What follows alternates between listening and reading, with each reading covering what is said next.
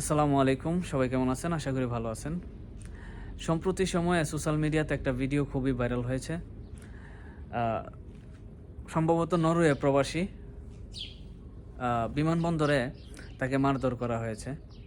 ভিডিওটা সোশ্যাল মিডিয়াতে আসার পরে হুট করে ভাইরাল হয়ে যায়।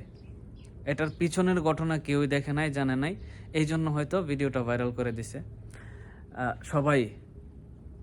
তো যে কোনো প্রবাসী ভিডিওটা সামনে আসলে দেখলে তখন বলবেই, প্রতিবাদ করবেই, এটাই স্বাভাবিক। কিন্তু এটার পিছনে যে একটা মহা রহস্য লুকিয়ে আছে সেটা কেউ জানতো না। পরবর্তীতে যখন সিসিটিভি ফুটেজগুলো সবার সামনে আসছে তখন সবাই উপলব্ধি করতে পারছে যে আসলে কার জন্য কি বললাম, কি করলাম।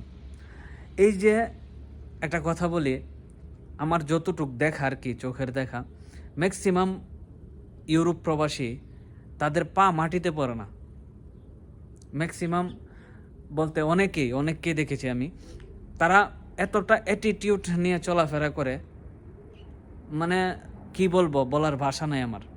আমিও একজন প্রবাসী, আমিও প্রবাসীদেরকে নিয়ে কথা বলি সব সময়, কিন্তু এই প্রবাসীকে নিয়ে আমি কিছু বলবো না। কারণ প্রবাসীদের ব্যবহার থাকে খুবই মার্জিত, কিন্তু সিসিটিভি ফুটেজটাতে আমরা যা দেখছি, আসলে এটা একজন প্রবাসীর কাছে আমরা আশা করতে পারি না প্রবাসী হিসাবে। এই যে কাজটা হয়েছে তার জন্য আমি কিন্তু বেশিরভাগ দোষটাই দেব প্রবাসীকে। কেন দেব?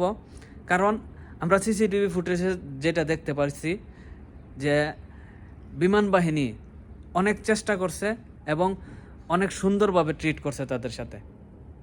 আমার উপরে যদি কেউ চড়াও হয় তখন আমি আত্মরক্ষার্থে, আমি একজন আম মানুষ হয়ে আমি আমার আত্মরক্ষার্থে চেষ্টা করব নিজেকে সেভ করার জন্য।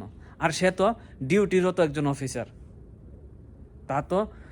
তার উপরে আক্রমণ করা মানে অনেক কিছু, যেটা সবাই জানে না, আমি বলবো। আর জানলেও সবাই মানতে চায় না।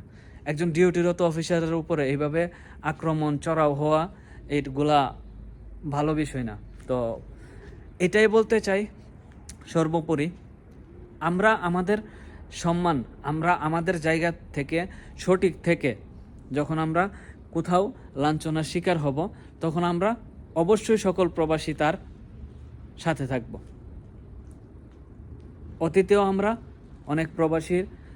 অনেক প্রবাসীদের সাথে সামঞ্জস্য রেখে প্রটেস্ট করেছি, কিন্তু এই প্রবাসীর ক্ষেত্রে আমরা পারতেছি না, কারণ তার বিহেভ পছন্দ হয়নি। এটা প্রবাসীর কাছে আশা করিনি আমরা। তো এই জন্যই ভিডিওটা আসলে। সবাই ভালো থাকবেন, সুস্থ থাকবেন। আসসালামু আলাইকুম।